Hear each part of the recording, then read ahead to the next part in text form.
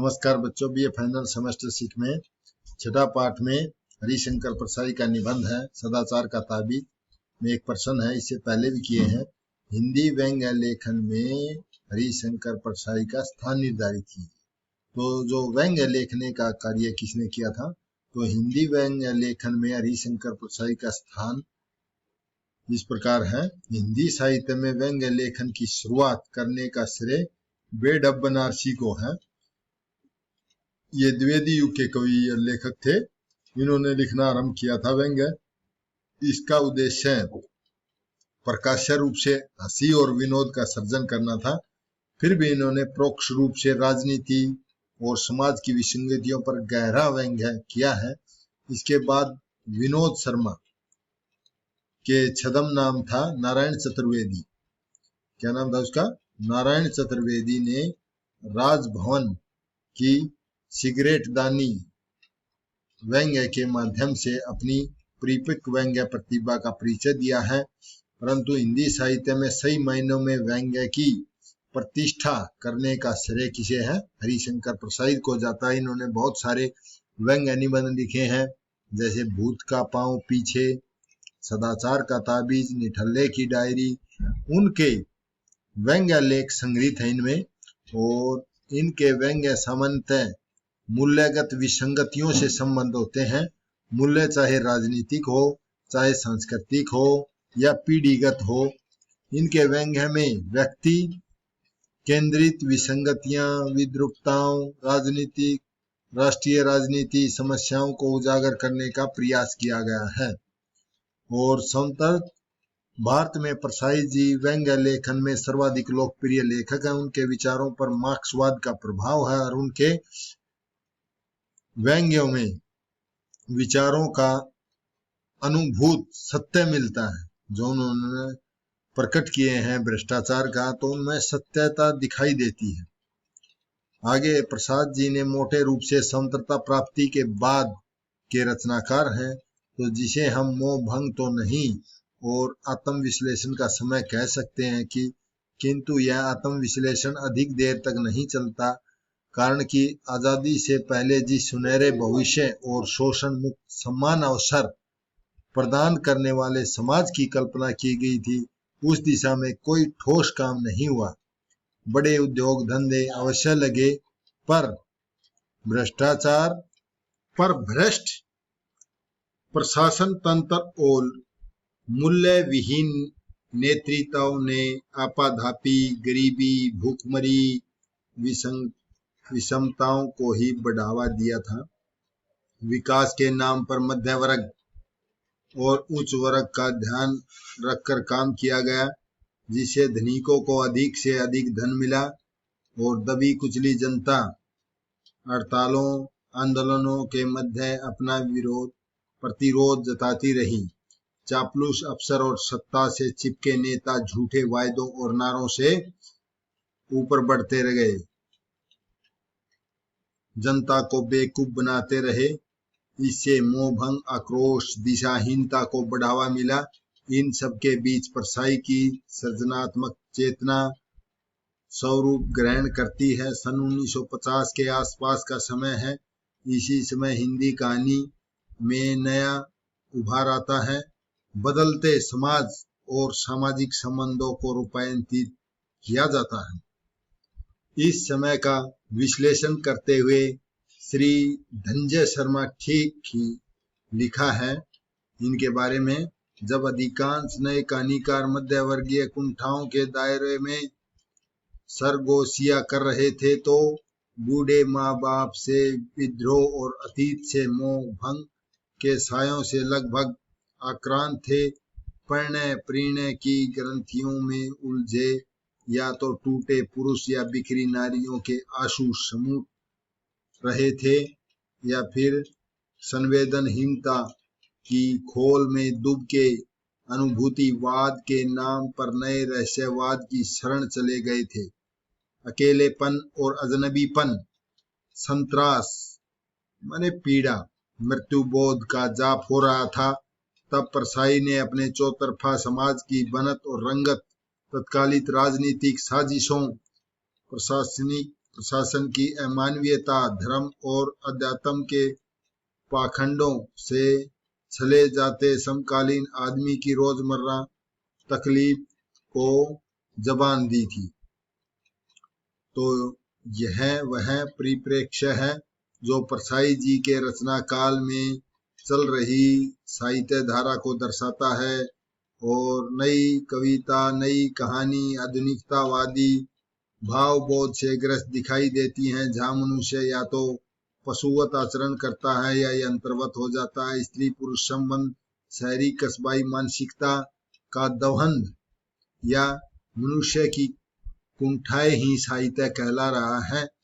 तब इनसे बेखबर परसाई सामान्य जनता के दुख दर्द और उनके पीछे चल रहे ताकतों पर व्यंग्य लिखे रहे थे। परसाई ने अपने रचना क्रम में लोक शिक्षण का माध्यम बनाया है। शुद्ध कलावाद उनके साहित्य का लक्ष्य कभी नहीं रहा। तो उनकी मान्यता रही है कि जन सामान्य को जागरूक करना और चेतना संपन्न बनाने का काम न तो गैर साहित्यिक है और न ही कला विहीन है। कला और साहित्य की सार्थक रचना के सामाजिक उद्देश्य में ही निहित होती है। परसाई आजादी के बाद कथनी और करनी करते अंतर से विशुद्ध रचनाकार रहे हैं।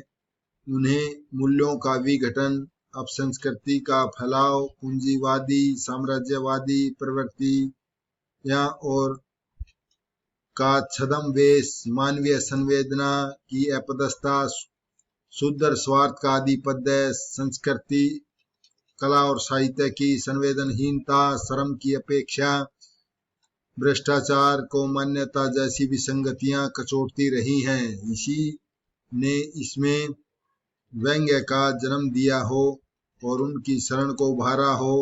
इतना अवश्य है कि इन स्थितियों ने इन्हें शोषित पीड़ित के प्रति सहानुभूति से भर दिया था। परसाई मानते रहे कि अच्छा व्यंग्य सहानुभूति का सबसे उत्कृष्ट उदाहरण होता है।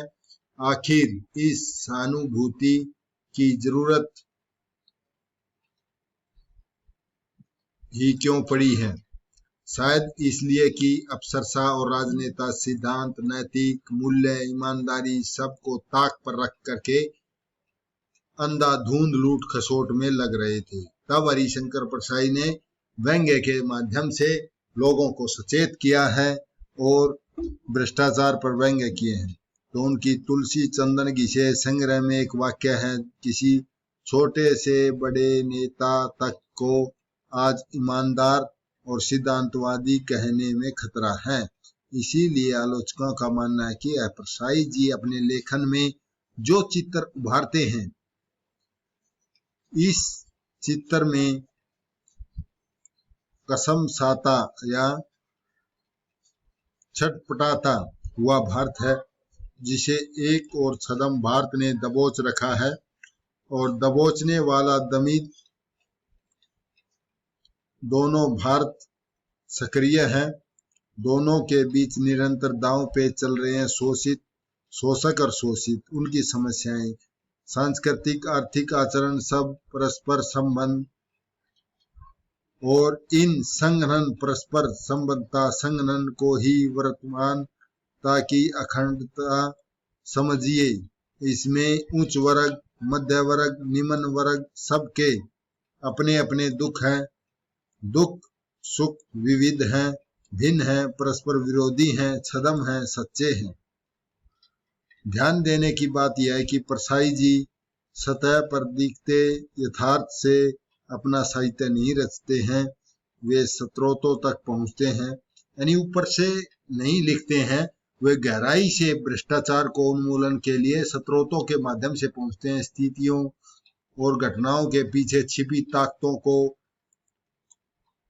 उधेड़ते हुए इस प्रकार स्वार्थी तत्वों का चेहरा बेनकाब हो जाता है। जाहिर है कि लेखक स्वयं को सामान्य जनता का हिस्सा समझता है और वह इनके खिलाफ होते षड्यंत्र को निष्क्रियता पूर्ण ही नहीं देख सकता है। वह निरंतर गहराती अमानुषीकरण की प्रक्रिया पर आक्रोश दिखाता है इस पर आक्रमण करता है, जिससे कि बेहतर मानव समाज का निर्माण हो सके। उसे सक्रियता प्रिय है जो संघर्ष की प्रेरणा देती है। तिरछी रेखाएं संग्रह की भूमिका में भी लिखते हैं। सच्चा व्यंग्य जीवन की समीक्षा होता है और वह मनुष्य को सोचने के लिए बाध्य करता है, अपने से साक्षात करता है, चेतना में हलचल पैदा करता है और जीवन में व्याप्त मिथ्याचार, पाखंड, असामंजस्य, अन्याय से लड़ने के लिए तैयार करता है। और आज के परिवेश में यह मिथ्याचार और पाखंड और भी बढ़ गया है। इसलिए परसाई जी इन पर अपनी चुटीली शैली में आक्रमण करते हैं, जिससे कि सही दिशा का निर्देश हो सके। कथनीय है कि उन्होंने अपने व्यंग्य का निशाना हमेशा दूसरों को ही नहीं बनाया, अपने को हमेशा पाक साफ नहीं दिखाया, बल्कि वे स्वयं पर भी व्यंग्य करते हैं। यही कारण है कि उनकी रचनाओं में मैं और हम पर भी निरंतर आना जाना लगा रहता है। उदाहरण में जैसे देखिए, हम बहुत पाखंडी लोग हैं, हम अपने को प्राचीनतम या महान संस्कृति वाले कहते हैं, आदर्शवादी समझते हैं, नैतिक मानते हैं, मगर हमसे ज्यादा क्रूर नीच जाति दुनिया में कोई नहीं। अफ्रीका के जंगली कबीलों में भी नारी पर इतना अत्याचार नहीं होता जितने हम करते हैं। कहते हैं कि नारी पवित्र है, पूजा है, माता है, जहाँ नारी की पूजा होती है वहां देवते रमते हैं। तो इस प्रकार वे स्वयं पर भी अपने आप की आलोचना करते हैं। यहाँ स्पष्ट है कि पुरुष की तथाकथित सभ्यता संस्कृति के बरकस उनकी सामंती मनोवृत्ति को उजागर किया गया है। इस प्रकार विषयगत विविधता और सामाजिक राजनीतिक सरोकारों पर व्यंग्य करके ही उन्होंने हिंदी व्यंग्य विद्या के विकास में महत्वपूर्ण योगदान दिया है। हिंदी व्यंग्य लेखन में उनकी कलम सदैव आभारी रहेगी। मैं आशा करता हूँ आपको समझ में आया होगा। यहाँ पर सदाचार के ताबीज के प्रश्न समाप्त होते हैं। धन्यवाद।